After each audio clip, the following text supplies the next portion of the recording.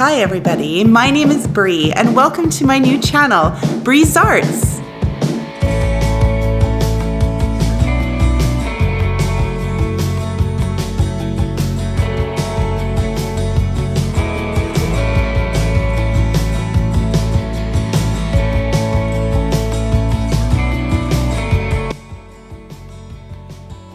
Now, the projects that we are going to be creating today are fairly simple, and we will be using mostly Dollar Tree items.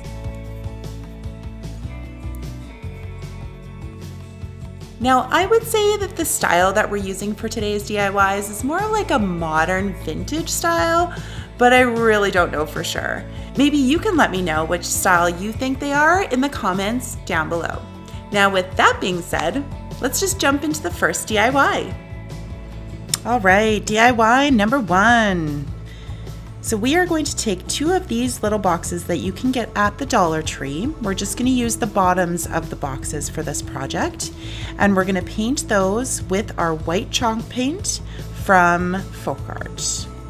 Cover the tops and 3 of the sides. And then I got this little circle from a package. I believe that the package had 2 hearts, 2 squares, and 2 circles in it. And we are going to paint that up white as well. Now you want to do front and back and the sides. So I'm going to use my E6000. And we're going to glue these 2 boxes together so that they're nice and solid. So we'll use the E6000 and then of course throw on some hot glue. The E6000 is for a permanent hold to make it nice and strong, and the hot glue is for that immediate hold so that we can continue working on our project.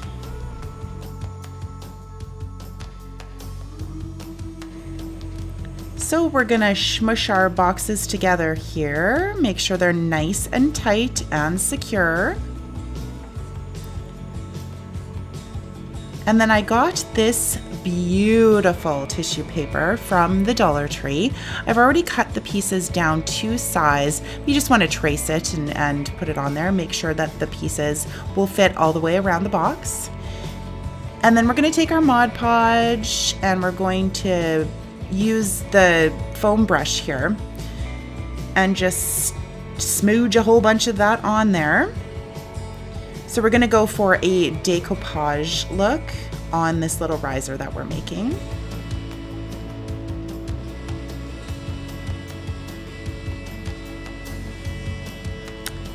So just throw that on there. Now you want to make sure that you line it up and don't rub the tissue paper. You want to kind of pat it.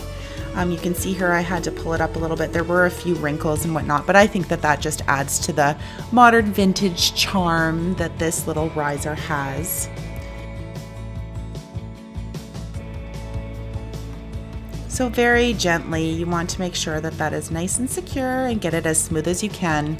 And then put another thin layer of Mod Podge over top just to seal it in place and maybe work out some of those wrinkles if you can.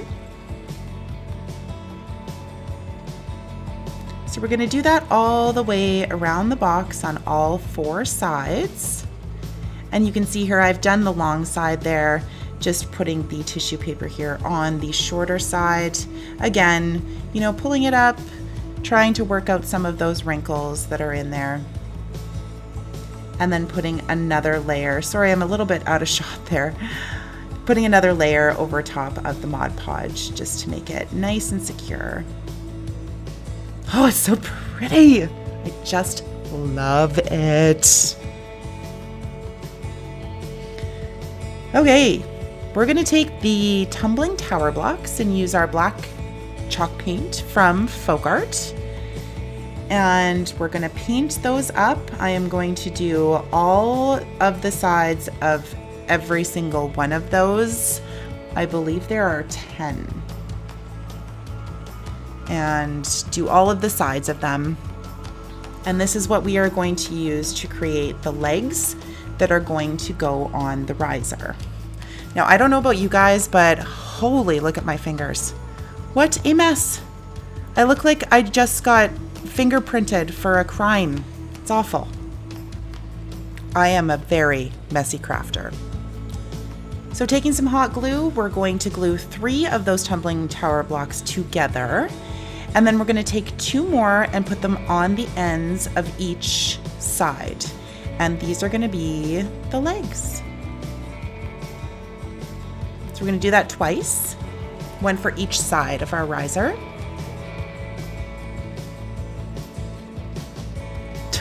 What the heck?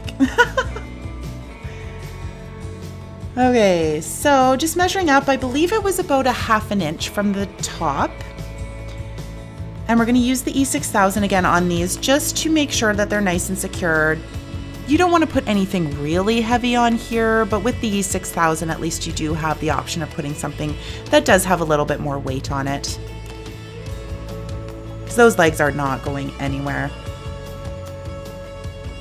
And I'm so sorry that this was a little bit out of shot. This should be a little bit of a better view of how I'm putting the legs on. There we go, that's much better. So there we have those on both sides. And now I'm gonna take these lovely rub-on transfers that I got at the Dollar Tree. These are fantastic, especially if you don't have a Cricut or anything to cut vinyl. The rub-ons are a great thing to have.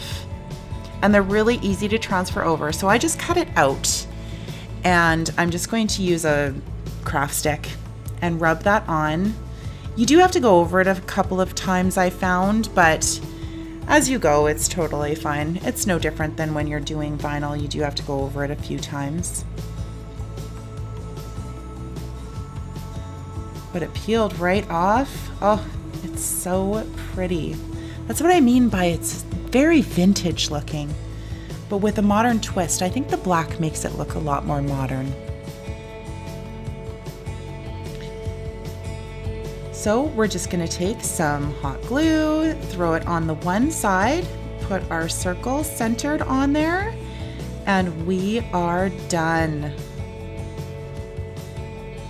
I love this riser. It's so pretty.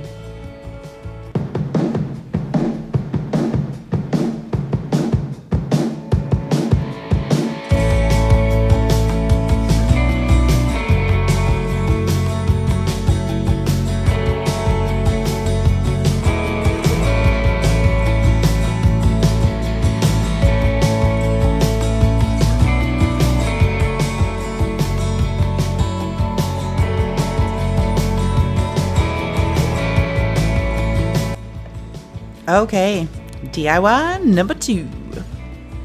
So I'm going to take one of these Hexagon Decor pieces that I got at the Dollar Tree, and I'm going to use my scraper. Now I've had this scraper probably for 15 years. I used to use it on my glass top stove to clean it. I do have a new blade on it now, obviously, but it just works amazingly to get these letters off of this little Hexagon decor. It's amazing.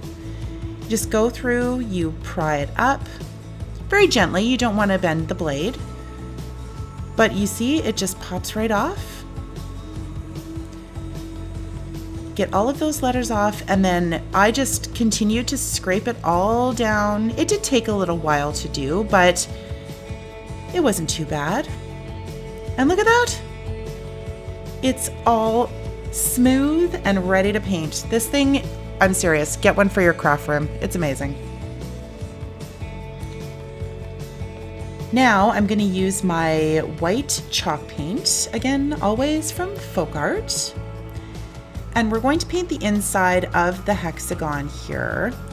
I do have to do 2 coats to cover that peach color, but I use my heat gun in between to dry off each coat.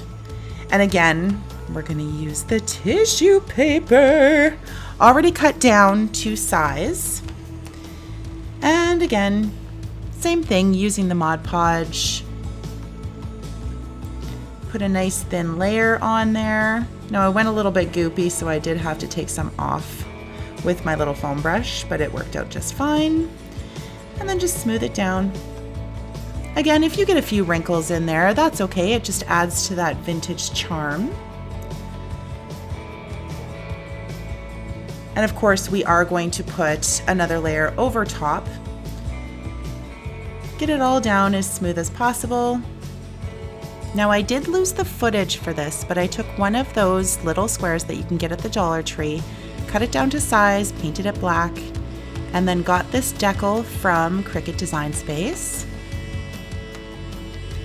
Took some of the tumbling tower blocks, put them on there with hot glue.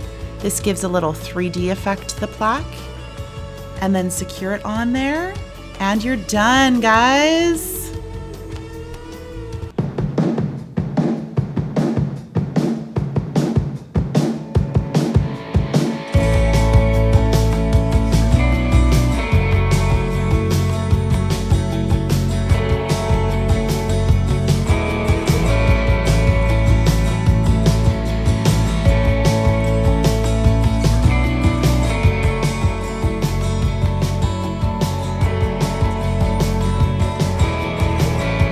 All right, everyone, DIY number 3. I got these geometric beads off of Amazon. I believe there are about 50 of them, and I decided to pour almost all of them onto my workspace. I only will be using 4 of them. Now, I did lose the footage of actually painting those geometric beads, but I did the exact same thing as what you are going to see here with the round beads. I just put a skewer into a piece of styrofoam and then just splooged the paint all over, going up and down, trying to get into the creases. And the color I used, by the way, for those blue beads is Vintage Teal by Folk Art. It was a perfect match for everything else that we've made today. And for our garland, there are 4 of the teal beads. I did 8 of the white beads, and then those other beads are going to be done in black. I also got all of those round beads off of Amazon. The black paint goes on much easier than the white. I had to do 2 coats of the white and only 1 of the black. Now I try this technique and it works pretty well. I do end up just grabbing them with my fingers. Like I said, I'm a messy crafter. And I really don't care if I get paint on my hands because I don't get my nails done, girl. But it did seem to work out pretty good.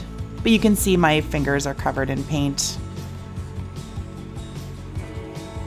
So just to give those geometric beads a little bit more dimension, I decided to put some white on there, just dry brushing it on, and you will see how much more depth and dimension that those beads get once you dry brush that on. Like you can see all of the sides, they just pop so much better when you just put a little bit of detail like that on there.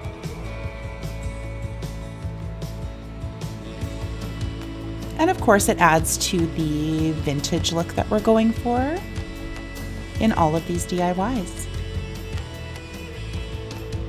So we're going to show all 4 of them. That's some pretty good technique, I would say.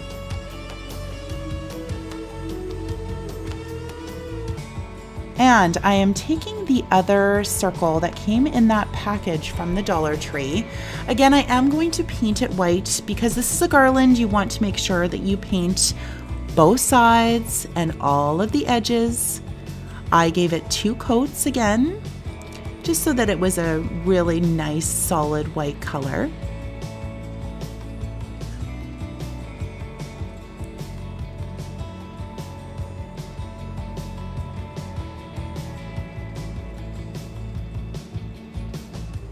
Wow, I am painting for a long time here. It's a lot of painting. Okay, so I'm going to take my drill. Get out your power tools! Drill a hole into that white circle. Be careful, don't drill your fingers. Oh, and my little ladybug makes an appearance. You absolutely need to get this ladybug. So many of the crafters that I watch on YouTube have it. It is amazing. Now again, I'm going to take some rub-on transfers from the Dollar Tree. These ones have a whole bunch of words on them, and I will be using that original sheet of rub-ons that I used before. I cut out the word home, put it a little bit off center, and then that little heart at the very top of the other rub-ons. And again, just remove the back. We're gonna just stick those on there. And of course, grab one of our craft sticks and rub it on. You do have to use a little bit of pressure when you're putting these rub-ons on, but they're really, really easy to use. They're very, very good quality. And just be careful when you're peeling it off. If you find that you missed a spot, then you can always just lay it back down and put that spot back on.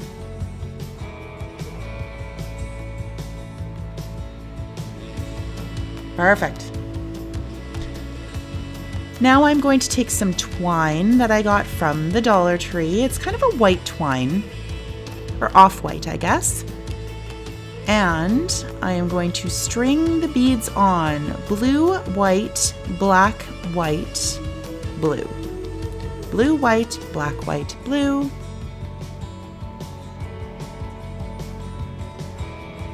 All the way down. And of course you put that tape on there so that it's easier to string those beads. So then just thread the string through our little charm there and tie it up nice and tight to the other beads. You don't want very much give in that.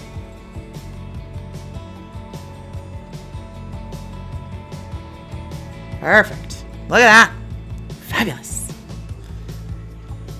And now for the tassel. So wrap and wrap and wrap and wrap and wrap and wrap. Probably about 30 times I wrapped this around my 4 fingers. And then I took the end of the garland and threaded it through at the beginning so that I didn't have to find all of the holes to thread it through when I was actually done creating the tassel. And just take another piece of twine and you just wrap it and wrap it and wrap it around. And then find your original starting piece there, and you're just going to tie a knot. Secure it that way. And then just pull it down so that it's all nice and smooth at the top as well. Take your scissors. Now, this is when I figured that I needed new scissors. Ay, ay, ay. This took forever, and this is sped up, you guys. Like, ay, ay, ay, ay, ay.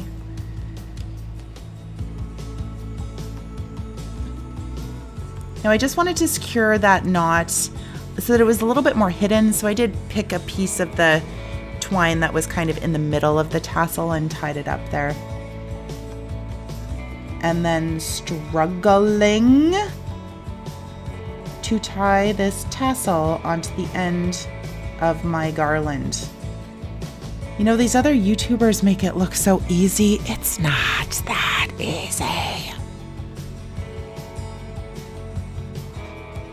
But tie it up nice and tight, and then take my scissors and cut it straight across so that it's nice and even. You can see here I grabbed some better scissors. Snip off the end. And voila! Beautiful.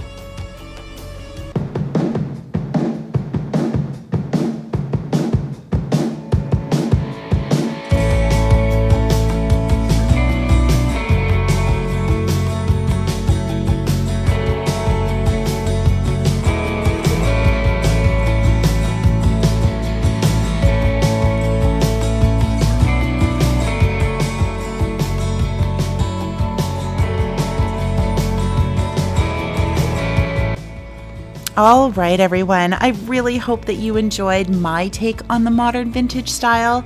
I can't even decide which one I like the best, but maybe you can tell me which one is your favorite in the comments down below. And while you're down there, if you could just do me a solid, it would really help out my channel if you could tap that like button, maybe subscribe, tell your friends, you know, all of that jazz. And thank you so much for watching. We will see you in the next video. Stay tuned for the gag reel. Bye, guys.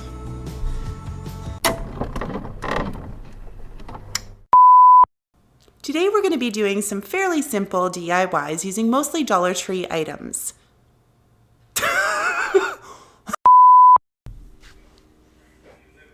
Abby. But quiet! Today we're going to do a few very simple DIYs using mostly Dollar Tree items.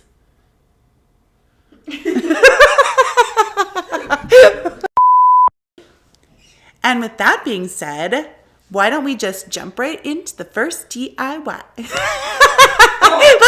Let's just jump right in. Yo, yo.